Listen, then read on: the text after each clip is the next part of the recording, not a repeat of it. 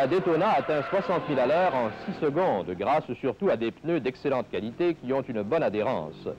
Le moteur, conçu pour la compétition, n'est pas très bien adapté à la circulation en ville et possède un ralenti assez irrégulier. Le moteur surchauffe aussi très facilement et pendant nos essais au Mont-Tremblant, la température a souvent atteint 250 degrés.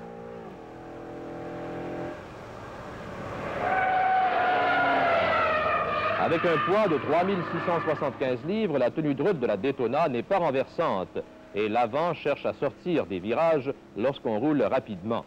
La voiture penche énormément et n'est pas très à l'aise sur un tracé sinueux.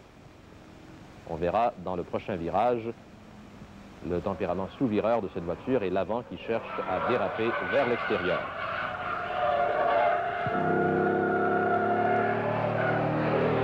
Notre meilleur tour chronométré à Mont-Tremblant a été réalisé en 2 minutes 15 secondes, ce qui est assez pauvre pour une voiture de 425 chevaux.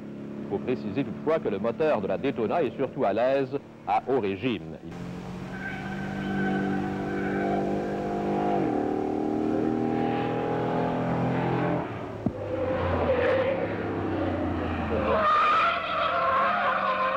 À 60 000 à l'heure, la Charger Daytona a mis 149 pieds à s'arrêter lors de notre test de freinage.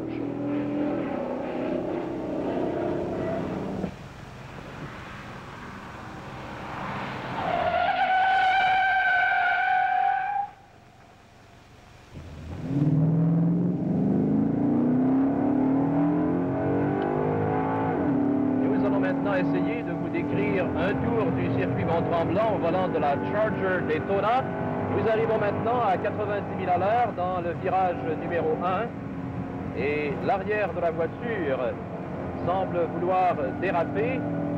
C'est ce qui se produit dans les virages rapides, alors que dans les virages plus serrés,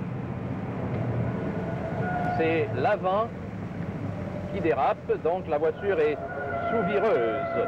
On remarque à l'entrée des S la fumée qui sort de la prise d'air sur l'aile avant gauche. Nous accélérons à la sortie des S en seconde. Tout de suite, on est à 80 000 à l'heure. Nous passons la troisième. C'est un virage très rapide à gauche.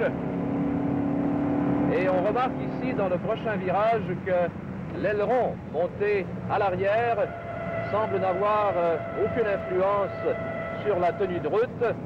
Il est probable que cet aileron est sans doute valable à très très haute vitesse, c'est-à-dire au-dessus de 120 ou 130 000 à l'heure sur les voitures de compétition.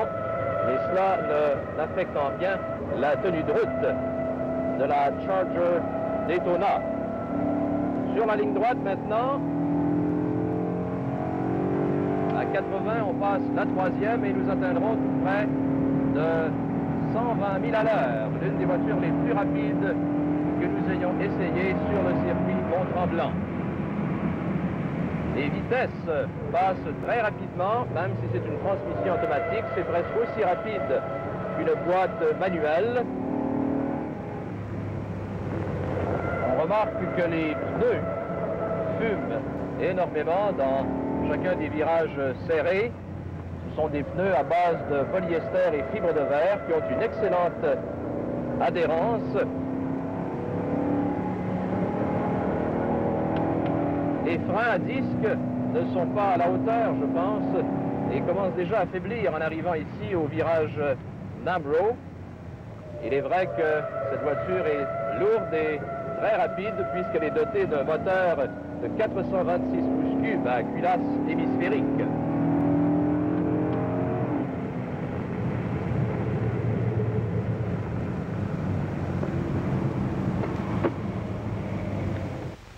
Eh bien, à moins que vous ne soyez intéressé à devenir un second Cale Yarborough ou encore le centre d'attraction des courses d'accélération, nous ne voyons pas comment une telle voiture qui se vend 7 000 $ pourrait vous intéresser.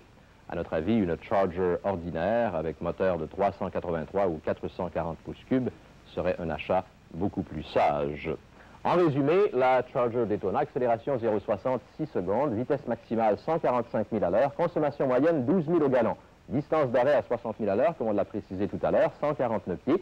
Le meilleur tour chronométré, 2 minutes 15 secondes.